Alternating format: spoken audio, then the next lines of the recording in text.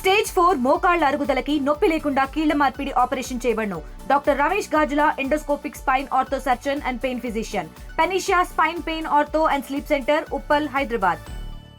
నా పేరు నాగేంద్ర ప్రసాద్ రాజు, నా భార్య పేరు ఆశాలత, కొడుకు పేరు హరీష్ కుమార్ రాజు, నా కూతురు యు మేఘన. మేము భట్రాజలము.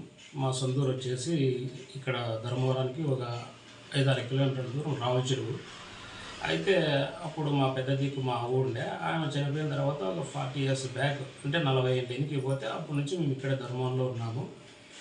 మా బ్రదర్ వచ్చేసి RMP doctor Ramakrishnaraju, Kothapeta clinic. ఆయన కూడా క్లినిక్ పెట్టి ఒక 35 years అయింది. నా తమ్ముడు ఇన్సూరెన్స్ రియల్ ఎస్టేట్ చేస్తాడు, పేరు ఆదినారాయణ రాజు. ఇది మా కుటుంబం. ఇంకా చెల్లెలు ఉంటే మా చెల్లెల్ని గౌరీ బిజినెస్కి పుట్టబడి సాయిబాబు దగ్గర బంధువులకి ఇచ్చినాము. ఆమె కూడా 2020లో పెళ్ళి అయింది. 25 years అయింది ఆమెకి మ్యారేజ్ అయిపోయి. ఈ విధంగా ఇంకా మా బ్రదర్ వచ్చేసి చెప్పాను కదా ఆర్ఎంపీ డాక్టరు. ఇంకా నేను చిన్నప్పటి నుంచి సరిగ్గా చదువుకోక, అప్పుడు ఎందుకో నాకు చదువు మీద అంత ఇంట్రెస్ట్ లేక నేను 5వ తరగతి వరకు చదువుకున్నా. ఇంకా అప్పటి నుంచి నాకు చేనేత మగ్గాల్లో చిన్నప్పటి నుంచి కొన్ని సంవత్సరాలు నేసేవాళ్ళ ఇళ్ళలో, అంటే మగ్గాలు నేసేవాళ్ళ ఇళ్ళలో వాళ్ళ దగ్గర నేర్చుకుంటూ మళ్ళా ఒక మగ్గం పెట్టుకొని దగ్గర 40 మగ్గాల వరకు డెవలప్మెంట్ చేసింటి. ఈ కరోనా కంటే ముందు 2 మగ్గాలు, ఈ పవర్లు మగ్గాలు ఎప్పుడు వచ్చినాయో హ్యాండ్ మగ్గాలు పడిపోయి ప్రస్తుతానికి ఏదో 2-3 మగ్గాలు అట్లా చేస్తున్నాము. ఇంకా పిల్లోడు వచ్చేసి ఈ మధ్య అంతా సాఫ్ట్వేర్గా జాబ్ చేస్తున్నాడు. పాప కూడా టీసీఎస్లో బెంగళూరులో జాబ్ చేస్తుంది. ఇది ప్రస్తుత పరిస్థితి. ఇంకా కాకపోతే ఇప్పుడు పిల్లోడు ఏదో జాబ్ పని మీద హైదరాబాద్ పోయినాడు. ఒక 2 రోజులు అక్కడ జాబ్ పని చూసుకొని తిరుగు ప్రయాణంలో వచ్చేటప్పుడు ఏదో, అంటే వీనికి కూడా తెలియదు, వీని వెహికల్ నుంచి ఒక ముందర 5-6 వెహికల్స్ ఉన్నాయంట. తెలియదు ఏమనే ఉద్దేశంతో వీళ్ళ ఫ్రెండ్స్ కూడా పోతాంటే కూడా, అంటే అప్పటికి డౌట్ ఏమైనా వచ్చిందేమో, వీళ్ళ ఫ్రెండ్స్ కూడా వద్దురా అదేదో ప్రమాదం ఉన్నట్లుంది అని అంటే, వీళ్ళు ఎందుకో సెల్ ఫోన్ తీసుకొని పోయి ముందర చూస్తే బస్సు చాలా అగ్ని ప్రమాదానికి గురైందని చెప్పేసి వీడు బాగా ధైర్యంగా ముందుకు పోయి, మా హరీషును మళ్ళీ వచ్చేసి ఎవరో ఒక లేడీ అంటే ఆమె, వీళ్ళిద్దరూ కలిసి, అయితే ఆమె కూడా చెప్తాంది ఎక్కువ హరీష్ అని ధర్మవరము, హరీష్ అనే పిల్లోడే ముందుగా పోయి ఆ పిల్లోడు కొంచెం హెల్ప్ చేసినాడు. అలాగే ఆమె కూడా కొద్దిగా సపోర్ట్ చేసిందంట. కాకపోతే ఇంకా కొంతమందిని కాపాడాలనే ఉద్దేశం ఉంది కానీ అప్పటికే బస్సు చాలా ఫైర్ అయిపోయింది. ఇంకా చేతనేంత వరకు అలా కొంతమందిని కాపాడినాడు. అంటే మీ అబ్బాయి హరీష్ కూడా అదే బస్సులోనే ప్రయాణం చేస్తున్నాడా? లేదు, హైదరాబాద్ పని మీద 3 ఫ్రెండ్స్, వీడు అంటే వీడే బండి నడిపేది, మిగతా వాళ్ళకు బండి రాదు.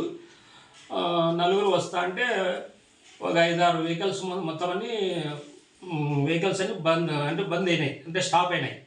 అప్పుడు వీడి దిగి ఏం జరుగుతుందని సెల్ ఫోన్ తీసుకొని పోయి కొంచెం ముందుకు పోయినాక డౌట్ వచ్చినాక అప్పుడు సెల్ ఫోన్ తీస్తే బస్సు తగలబడిపోతుంది.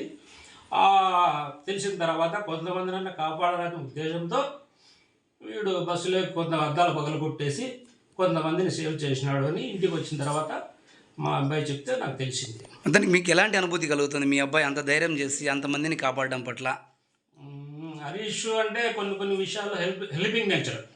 ఇంట్లో వాళ్ళ మాట విన్నాడో కానీ బయట వాళ్ళంటే ఎక్కువగా సెకండ్ల మీదే స్పందిస్తాడు. ఇక్కడ కూడా మా పిఆర్టీలో కూడా ఆమెకు హెల్త్ బాగాలేకపోతే ఆమె కూడా ఏదో మాత్రలు వేసుకొని ఆత్మహత్య ప్రయత్నం చేసింటే కూడా మా సొంత కారులో ఇక్కడ ధర్మవరంలో గవర్నమెంట్ ఆసుపత్రికి తీసుకుపోతే, ఇక్కడ కాదంటే కూడా మరి అనంతపూర్ కూడా తీసుకుపోయి అట్లా హెల్పింగ్ నేచర్ అనమాట.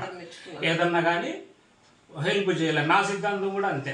ఎందుకంటే ఒక భట్రాజుల కులంలో పుట్టపర్తి సాయిబాబు ఒక ప్రపంచానికి అనేది వెలుగు తెచ్చినాడు, ఎంతోమందికి మంచి చేసినాడు. ఇప్పుడు కూడా ఆయన కొన్ని చేసిన మంచి పనులు కొనసాగుతున్నాయి. అటువంటి కులంలో పుట్టినాక నా సిద్ధాంతం ఏమంటే, నేను పిల్లలకి చెప్పేది అయితే, నా భార్యకి కానీ మా ఫ్రెండ్స్కి కానీ నేను చెప్పేది ఏమంటే, పుట్టింది నిజం, చచ్చేది నిజం. పుట్టి చనిపోయే లోపల వారికి ఇబ్బంది పెట్టకూడదు, చేతనైతే మంచి చేయాలి. ఇది నా సిద్ధాంతం. అప్పుడప్పుడు నా కొడుకు కూడా చెప్తాంట, ఏదైనా కోపం తెచ్చుకుంటే కూడా కోపం పనికి రాదు, ప్రశాంతంగా జీవించాలా అనే ఉద్దేశంతో అప్పుడప్పుడు చెప్తాంట. ఆ విధంగా కొంచెం అట్లా ఎవరికన్నా కానీ ఇప్పుడు ఇంట్లో పనులు సరిగ్గా వాళ్ళ అమ్మ చెప్తే కూడా చేయడు, కానీ బయట పనులు ఎవరైనా ఊరికి ఫోన్ చేస్తే అది ఇంతగా రిస్క్, కానీ అవసరమైతే బెంగళూరు వాళ్ళ బండి తీయంటే కూడా తీస్తాడు. ఇక్కడ కలర్ ఫ్యాక్టరీ దగ్గర మా కుమారుడు బండి పెట్టుకుంటాడు, వాళ్ళు కూడా ఒకసారి అర్ధరాత్రి పని పడితే కూడా పిలిస్తే కూడా కారు వేసుకొని పోతాడు. అట్లా కొద్దిగా హెల్పింగ్ నేచర్. చాలా సంతోషంగా ఉందన్న. 10 మందిని కాపాడినాడు అంటే చాలా గర్వంగా ఉంది. చాలా మా రిలేటివ్స్ కూడా చాలామంది ఫోన్లు చేసి బాగా చేశాడు, ధైర్యంగా, అంత ధైర్యంగా బాగా చేసినాడక్క, గుడ్ గుడ్ అని అందరూ అంటుంటే చాలా సంతోషంగా ఉంది. మా అబ్బాయి చిన్నప్పటి నుంచి కూడా బాగా ఎలక్ట్రికల్ కానీ కార్లు కానీ ఏమన్నా విరిగిపోతే కూడా దానిని మళ్ళీ అతికిచ్చి అంత బాగా అట్లా చేసేవాడు. ఎలక్ట్రికల్ కానీ ఏమన్నా కూడా ఇప్పుడు కూడా కార్లో ఏది పోయినా ఏది అనేది టక్ మనకి కనుక్కుంటాడు, అన్నీ బాగా అట్లా చేస్తాడు. మాకి వాళ్ళ నాన్నకు కానీ నాకు కానీ కొన్ని ఏమి తెలీదు, మనకి స్టడీస్ తక్కువ, అందుకని కొన్ని ఏమైనా ఐడియాలు చెప్తా ఉంటాడు. పాపకు కానీ మాకు కానీ అన్నీ చెప్తా ఉంటాడు. రెండోది వచ్చి స్టడీస్ పరంగా కూడా అబ్బాయి చాలా ఇబ్బంది పెట్టినాను నేను కూడా. పాపం నాకు టీటీసీ ఇష్టం, టీచర్ జాబ్ అంటే చాలా ఇష్టము, అందుకు నా కోసమని టీటీసీ చేశాడు.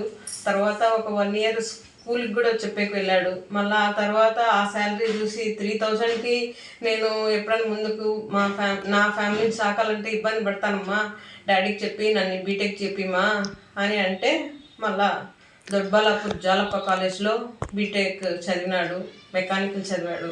దాంట్లో అంత పెద్ద ప్రమాదంలో అంత పెద్ద మంటలు ఎగసిపడుతున్న సమయంలో అంత ధైర్యం చేసి ఆయన దాదాపు 10 మంది ప్రాణాలు కాపాడిన పరిస్థితి. అంటే దానిపైన మీకు ఎటువంటి స్పందన వస్తుంది? మీ చుట్టుపక్కల ఇళ్ళ వాళ్ళు కావచ్చు, మీ బంధువులు కావచ్చు, ఏ విధంగా వాళ్ళు స్పందిస్తున్నారు? చాలా మంచి పని చేశాడు. ఇందాక కూడా మీరు వచ్చే ముందుగా కూడా ఫోన్ చేసినారు, చాలా బాగా చేసినాడు అక్క ఇట్లా అని చాలామంది మెచ్చుకుంటున్నారు. నాతో కూడా వచ్చినాక అన్నాడు, అమ్మ చిన్న పిల్లలు ఉన్నారు దాంట్లో హెల్ప్ కాపాడండి అని అడుగుతా అంటే కూడా నేను టైర్ పట్టుమని పేలిందంట, అందుకు కాపాడలేకపోయినానమ్మా, నాకు చాలా బాధగా ఉంది అని. నిన్న ఉదయం నుంచి కూడా అబ్బాయి తినమంటే కూడా ఏడుస్తాడు, ఏమి తినకోకుండా బాధపడతా ఉంటే నేను తిను అంటే కూడా తినలేక అవే గుర్తుకొస్తానని బాధపడతాను కదా. చుట్టుపక్కల ఉన్న స్నేహితులు కూడా వెళ్ళొద్దని ఆపారని ఆయన తండ్రి చెప్తున్నాడు. అసలు ఆయన ధైర్యం చేసి వెళ్ళాడు కదా, ఆ విధంగా అందుకు మీరే ఎలా ఫీల్ అవుతున్నారు? అవునా, చాలా నాకు కూడా వాళ్ళ ఫ్రెండ్సే చెప్పినారు, పోద్దన్నా కూడా పోయినాడు అంటే అని అంటే నాకు కూడా భయం వేసింది అని నేను కూడా చెప్పాను. ఫ్రెండ్స్ అయితే కొంచెం వద్దని అన్నారంట, కానీ మా అబ్బాయికి అట్లా హెల్ప్ చేయాలంటే చాలా ఇష్టం. అట్లా ఎంతమందిని కాపాడాడు ఇప్పటి వరకు అక్కడ ప్రమాదంలో? 10 మందిని కాపాడినాడు. ఆ 10 మంది కూడా వీళ్ళకి హైదరాబాద్ ఉండే వాస్తువులకి వీళ్ళు ఫోన్ చేశారంట. మళ్ళీ మా అబ్బాయి కూడా ఫోన్ చేసి వచ్చినారంట, వాళ్ళ పేరెంట్స్ పలానా హాస్పిటల్లో కర్నూలు పంపించినాము అని వీళ్ళు ఫోన్ చేసినారంట. థ్యాంక్స్ అని చెప్పారంట వాళ్ళు కూడా. మరి టీవీలో వాళ్ళు కనిపిస్తా అంటే ఎద్దమ్మా నేను వీళ్ళని హెల్ప్ చేసిన, వీళ్ళని బయటకు తీసిన, వీళ్ళని పంపించిన అని మా అబ్బాయి నిన్న టీవీలో చూసి నాతో చెప్తాను, వీళ్ళని అందరినీ తీసినాను అని చెప్తాను. మొత్తం మీద ఆయన చేసిన సాయం మీద ఒక తల్లిగా మీ స్పందన ఏం చెప్తారమ్మా? నేను ఇలాంటి హెల్పింగ్ ఎప్పటికీ ఉండాలనే నాకు కోరుకుంటానన్న. నా పేరు జ్ఞానేంద్ర, మాది ధర్మవరం పిఆర్టీ స్ట్రీట్. నేను హరీష్ ఇంకో 2 మంది ఆఫీస్ పర్పస్ మీద హైదరాబాద్ వెళ్ళి రిటర్న్ వేస్తున్నాం ధర్మవరానికి. ఆ టైంలో మేము హైవే మీద ఈ బస్సు దగ్ధం అవ్వడం చూసాము. ఆ టైంలో మేము వెళ్ళేసరికి 50% ఆఫ్ ద బస్సు మొత్తం అంతా బస్ట్ అయిపోయింది అనమాట. అప్పుడు అక్కడ జనాలు చూస్తే మొత్తం వీడియోస్ చూస్తూ ఉన్నారు, కానీ ఎవరే కానీ సహాయం చేయాలనేది వాళ్ళకి థాట్ అయితే రాలేదు. అప్పుడు మేము బస్ దగ్గరికి వెళ్ళి చూసేసరికి 50% బస్సు మొత్తం దగ్ధమై ఉంది. ఆ టైంలో మేము వెంటనే రియలైజ్ అయ్యి ఫైర్ ఇంజన్కి 108 పోలీస్ వాళ్ళకి కాల్ చేసాము. కాల్ చేసి అక్కడ సౌండ్స్ వస్తున్నాయి అన్నమాట బస్సులో, అదే జనాలు గట్టిగా అరుస్తున్నారు అన్నమాట, రక్షించడం అన్నట్టు. మేము అటుపక్క చూస్తే కొన్ని రాళ్ళు కనుక్కున్నాయి, ఆ రాళ్ళు తీసుకొని అద్దాలు పగలగొట్టి ట్రై చేసినాము.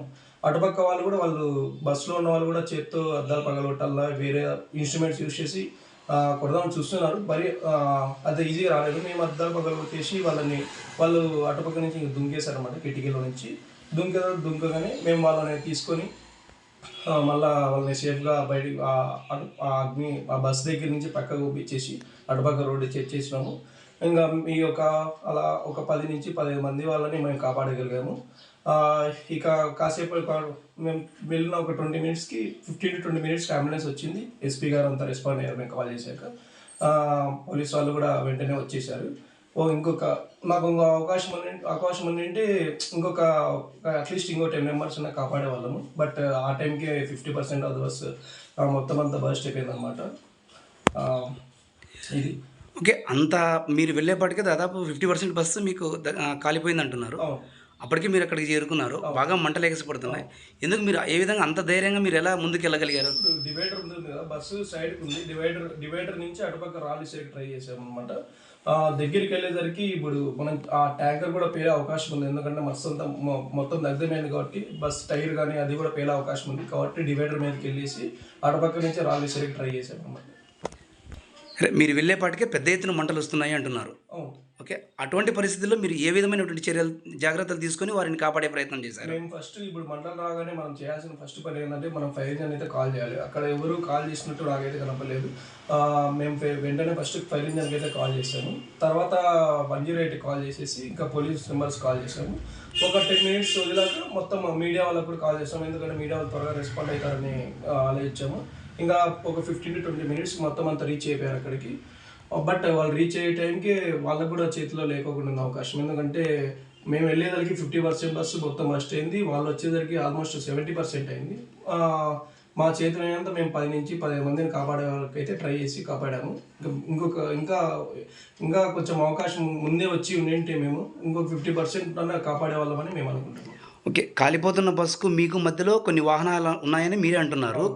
వాళ్ళందరూ చేయలేని సాహసం మీరు ఎలా చేయగలిగారు? అందులోనూ అక్కడ ఏం జరుగుతుందని మీరు ఎలా పసిగట్టగలిగారు? ఫస్ట్ ప్రమాదం మేము వెళ్ళగానే ట్రాఫిక్ అంతా అంతరం అయిపోయింది. ఏదని చూస్తే అక్కడ చూస్తే మంటలు వేస్తున్నాయి. ఆపోజిట్ రోడ్లో వచ్చే బస్సులు కూడా మా వెనకాల వచ్చే బస్సులన్నీ కూడా అటుపక్క రోడ్ల నుంచి వెళ్ళిపోదామని చూస్తున్నారు, కానీ వాళ్ళని కాపాడాలి అనే ఆలోచన వాళ్ళకైతే రాలేదు. వాళ్ళు ఎంత ఉన్నా కూడా మన టైం మనం చేరుకుందామని చెప్పేసి రోడ్డు అటుపక్క ట్రాఫిక్ కూడా అంతరాయం కలిగించినారు మా సైడ్ వచ్చే బస్సులు కూడా. మరి అది కూడా ఒక కారణం ఈ అంబులెన్స్ రేటు కావడానికి. ఎందుకంటే ఈ ట్రాఫిక్ అంతా జామ్ అయిపోయింది. ఇటుపక్క వచ్చే బస్సులు అటుపక్కకు రావడం వల్ల చేయడం వల్ల ఆ అంబులెన్స్ రావడానికి కూడా కొంచెం ఇబ్బంది అయిపోయింది అక్కడ. తెలుగులో ఫాస్టెస్ట్ న్యూస్ ఇప్పుడు కొత్త అవతారంలో 5 సెకండ్లోనే పూర్తి వార్తా సమాచారం మీ చేతిలో. సోషల్ మీడియా ట్రెండ్స్ మీ కళ్ళ ముందుకే live TV and voice search ఆప్షన్స్తో ఇప్పుడే డౌన్లోడ్ చేయండి. యాప్ లింక్ డిస్క్రిప్షన్లో ఉంది.